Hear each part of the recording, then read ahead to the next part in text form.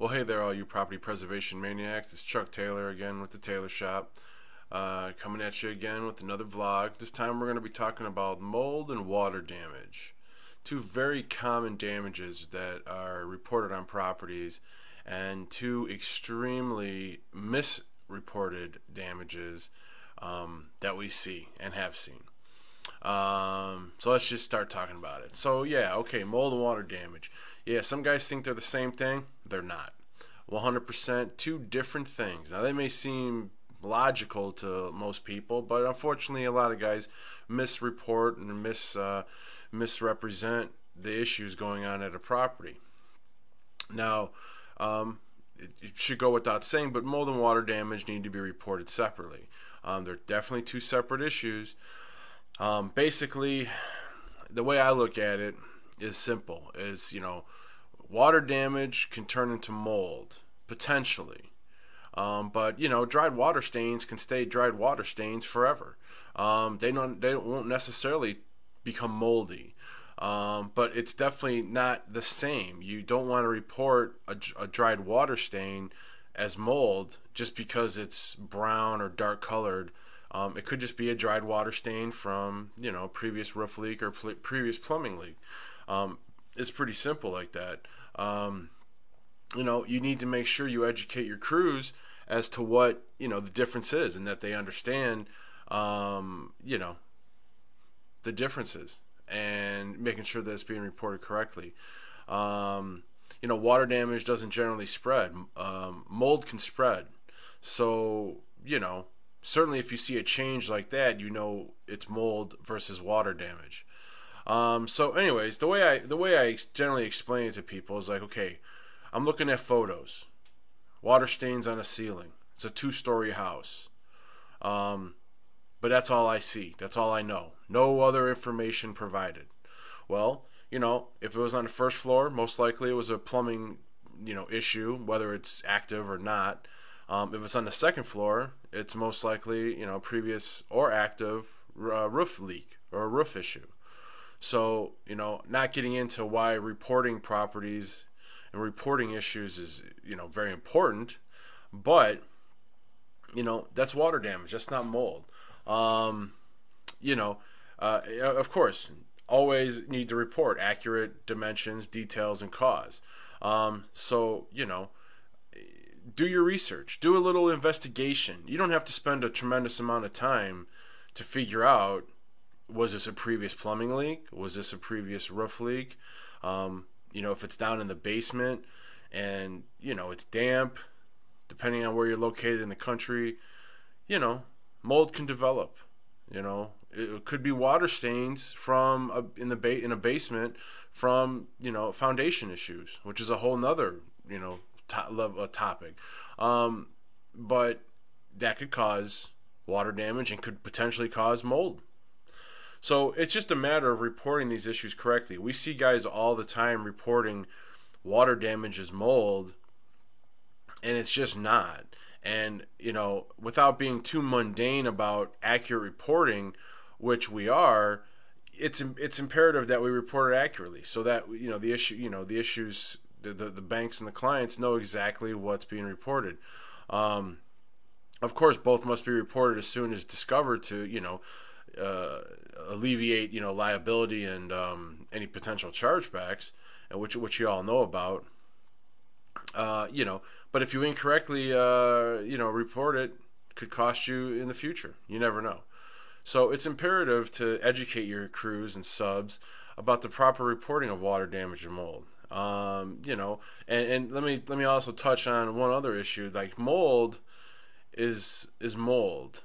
Dryer lint or dirt is not mold. We see a lot of photos in a laundry that is dryer lint, it's pretty much, ground into the wall, or it's, there. Go up there. You don't even have to take your hand. Take your boot and just wipe it, kick it with your boot. See if it just falls off. It could be dryer lint. It could just be dirt. You could have been in a property with a heavy smoker, and they could have just, smoked, so the walls are yellow and it may be worse in some areas, maybe by a ceiling fan or an exhaust or something, and it might seem worse, and you might say, oh, that's water damage. It might not be. It might just be smoke, but that's easily detectable, because if it smears, or if it's kind of sticky or whatever, you're gonna know it's not water damage. So that's just kind of an overview, and again, it might seem sort of a mundane topic, but these are issues that we see all the time. We're working with new contractors every month, and we see these issues, and it may seem, again, pretty mundane, but it's very important to report this stuff correctly, because not only do you want to submit the proper bids for treatment, but you want to make sure that the client is being provided the correct information, and that they understand that this is a mold issue that could come back, that most likely would come back, even if treated. Or it's just a water stain from a previous plumbing leak that the water's now shut off and it won't get any worse, and you're just going to bid to kills paint, bleach treat, or whatever, or remove it and be done with it, with no real chance of it coming back. So it's imperative that the issues are reported, for, if nothing else, for liability coverage for yourself. So what can the Taylor Shop do to help you? It's very simple. I mean, we're going to alert you. If we see mold or water damage in the photos and there's no information, no documentation to support it, we're going to let you know.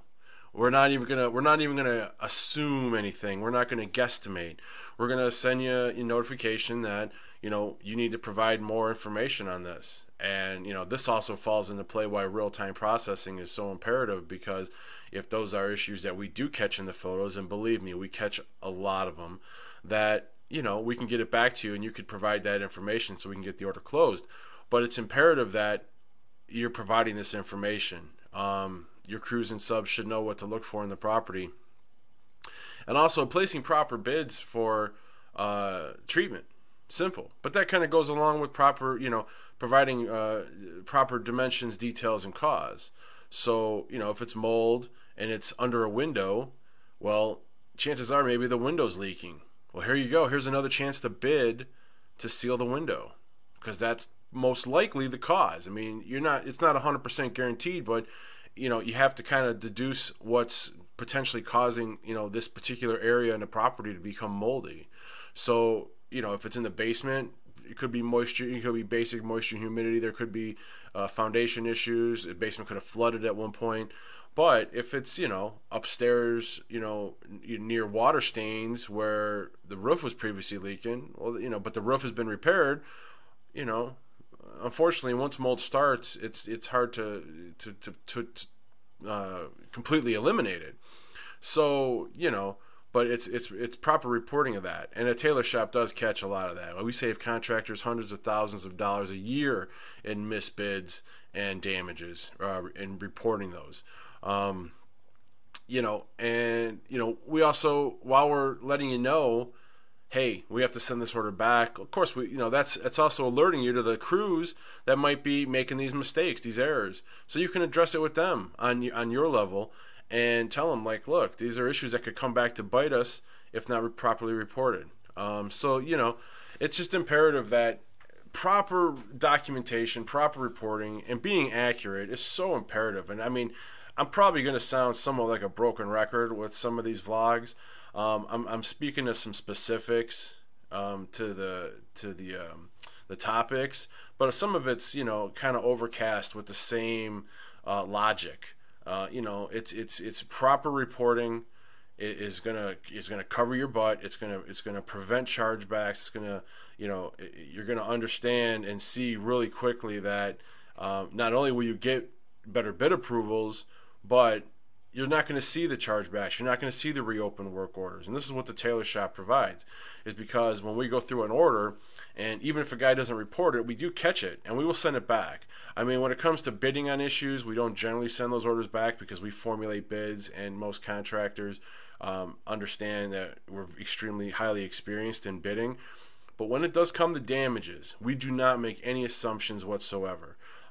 we will send the order back. We will ask for clarification and details and dimensions and the cause, because we want to make sure that you're giving us the proper area so we can formulate a proper bid. If it looks like 100 square feet of mold, but it's more like 300 square feet, well, that's a significant difference in a bid. So it's imperative that you're providing, the details, dimension, and cause. I mean, it's very simple.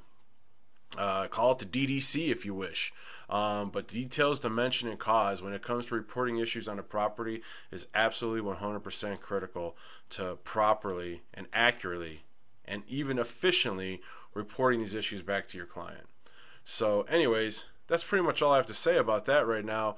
It's pretty basic, it's pretty straightforward, but it is a major issue. We see, in the properties that we see properties all across the country. Mold is across the nation. I mean, most of these vacant properties are susceptible to mold. Doesn't matter where the property is located, and of course, obviously, if there's a plumbing or roof damage, water. If you're reporting a roof leak or a roof damage or a plumbing issue, almost 100% of the time there's some water damage somewhere. So when guys, and I will mention that real quick, is when we see guys report a roof leak or a roof issue or plumbing issues and no water damage, we question that, because you can't have a roof leak and not have water damage. It just doesn't work that way.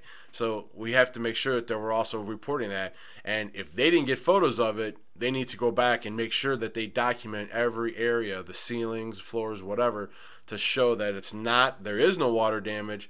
Highly unlikely, but anything is possible. But if you got roof damage, if you got plumbing damage, you got water damage somewhere along, in that vicinity. So anyways, I hope you found this vlog to be informative. Again, we're trying to pull one of these out once a week. If you have any comments, questions, or concerns, do not hesitate to email us through our website. If you're interested in the Taylor Shop services, also email us through the website or give us a call. Our phone number is on our website, thetaylorsshop.com. We're not too hard to find. We're on LinkedIn. We're on the internet. Do a Google search. You can find us. But anyways, thanks for watching and listening. If you like, share, comment, that would be appreciative too. And look forward to our next video. Thanks.